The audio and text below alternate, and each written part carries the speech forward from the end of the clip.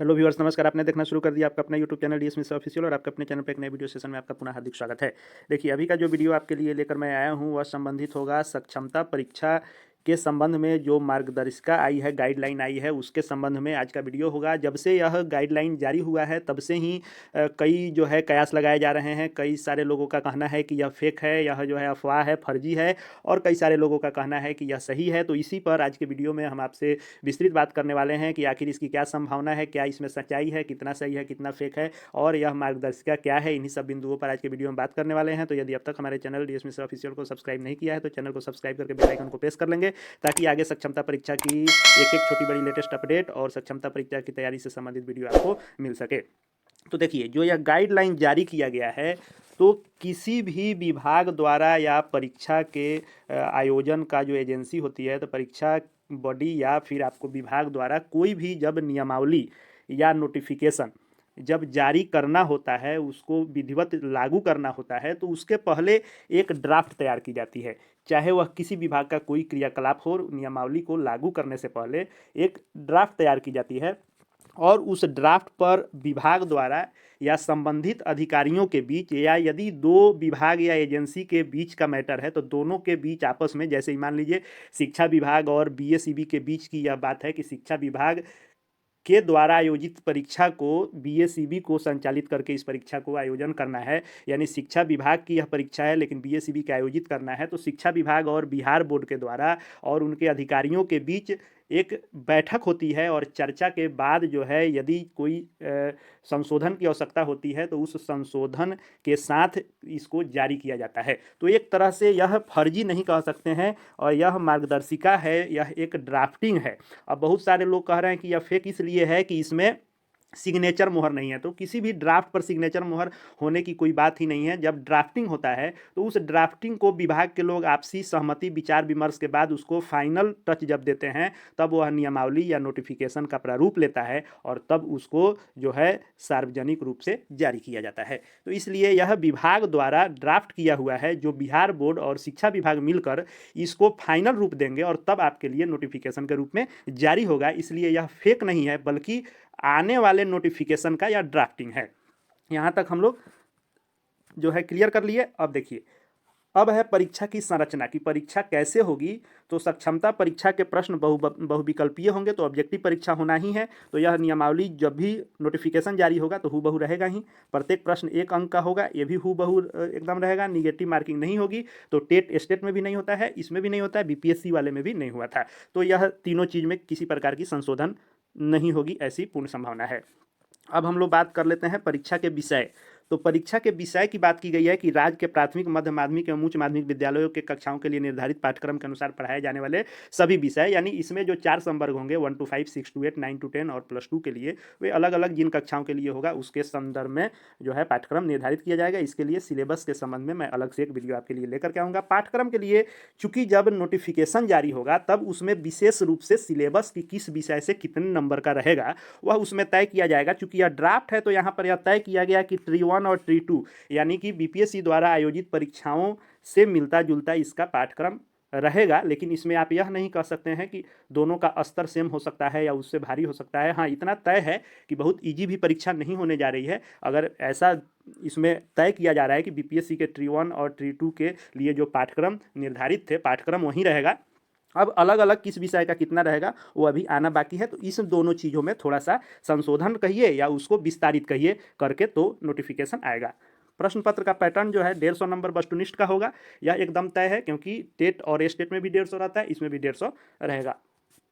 अर्हता की बात कर ले तो सभी लोग हम लोग जान रहे हैं कि यह स्थानीय निकायों द्वारा राज्य के प्राथमिक, मध्य माध्यमिक, उच्च माध्यमिक विद्यालयों में नियुक्त शिक्षकों के लिए यह परीक्षा है, यह सेम रहने वाला है। परीक्षा शुल्क वे जो तय करेंगे वे हम लोग को देना ही पड़ेगा। तो 1100 रुपया रखा गया है। परीक्षा की अवधि और परीक्षा किस मोड में होगा, तो आप अभी से 1 सप्ताह पहले मैंने एक वीडियो बनाया था सक्षमता परीक्षा के संबंध में, जिसमें मैंने कहा था कि चूंकि कम समय में यदि परीक्षा लेना होगा तो सीबीटी मोड में आयोजित करेगा। क्योंकि मैंने पिछले अनुभव के आधार पर बताया था कि 2023 स्टेट की परीक्षा 15 से 18 दिन में जो है परीक्षा कंप्लीट करके और रिजल्ट भी दे दिया गया था। तो ऑफलाइन संभव नहीं है, और वर्तमान समय में बिहार की लगभग सभी परीक्षाएं अभी के बीपीएससी ट्री को छोड़ दें तो सभी परीक्षाओं में क्वेश्चन आउट होने को लेकर संशय बना रहता है।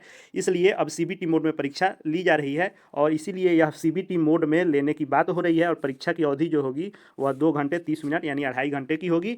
हालांकि बहुत सारे नियोजित शिक्षक साथी जो पहले से बहाल हैं और जिन्होंने कंप्यूटर की स्पेशल कोई ट्रेनिंग नहीं की है या सीबीटी मोड में पहले से एग्जाम नहीं दिए हैं, उनको थोड़ी कठिनाई इसमें होनी है, एकदम तय है। लेकिन सीबीटी मोड में परीक्षा होगा 2.5 घंटे का, इसमें भी किसी प्रकार का संशोधन होने का गुंजाइश नहीं दिख रहा है। अब है कि उत्तीर्णांक की बात कर लें तो जैसा कि बाकी सभी बहालियों में होता है कि सामान्य के लिए, पिछड़ा वर्ग के लिए, सभी के लिए जो न्यूनतम अर्हतांक है, चूंकि यह फ्रेश बहाली नहीं होकर विभागीय एग्जाम है, इसलिए इसमें मेरिट जो है नहीं बन करके आपको अपनी सक्षमता परीक्षा निकालने के लिए जो न्यूनतम कट ऑफ है उसको निकालना होगा। हाँ, जिला वाली बात है तो थोड़ा सा अच्छा नंबर आएगा तो आप सेफ जोन में हो जाएंगे। अब मैं अलग से इसके लिए बताऊंगा बाद में अलग वीडियोस में कि किसको कितना नंबर लाना होगा। प्रमाण पत्र की बात कर लें तो जो लोग सक्षमता परीक्षा पास कर जाएंगे उनको बिहार बोर्ड द्वारा, बिहार विद्यालय परीक्षा समिति द्वारा कंप्यूटराइज हस्ताक्षर वाला प्रमाण पत्र दिया जाएगा और उसमें अंक अंकित रहेगा कि आपने कितना स्कोर किया है। अब इस सक्षमता परीक्षा के लिए निर्धारित समय सारणी को हम लोग देख लें तो जैसा कि मैंने बताया कि 1 सप्ताह पहले ही मैंने वीडियो बनाया था कि कब परीक्षा हो सकती है, तो उसमें मैंने कहा था कि मैट्रिक और इंटर की परीक्षा जैसे ही समाप्त होगी तो मैट्रिक की परीक्षा के समाप्त होते और मार्च में यह परीक्षा ले लेना संभव है, क्योंकि टेट की परीक्षा भी 15 दिनों के अंदर में आयोजित कर ली गई थी और यह परीक्षा ली जा सकती है। मार्च में संभावना बन रही है और सचमुच वहीं होते हुए दिख रहा है। फरवरी से मार्च में यह परीक्षा होने का है, यह तिथि रह सकता है। हो सकता है कि कुछ इसमें संशोधन हो, लेकिन इसी आसपास रहेगा। इसके लिए विज्ञापन निकालने की तिथि 26 जनवरी से शुरू हो रही है और ऑनलाइन आवेदन प्राप्ति की तिथि जो है 1 फरवरी से 15 फरवरी तक आवेदन लिए जाएंगे। शिक्षक अभ्यर्थियों द्वारा एडमिट कार्ड जो डाउनलोड करना है वह 5 फरवरी से 16 फरवरी तक और डाउनलोड किए गए एडमिट कार्ड को डीपीओ स्थापना द्वारा जो सत्यापन कराना है वह 6 फरवरी से 16 फरवरी तक और ऑनलाइन परीक्षा की तिथि जो है 26 फरवरी से 13 मार्च तक रखी गई है।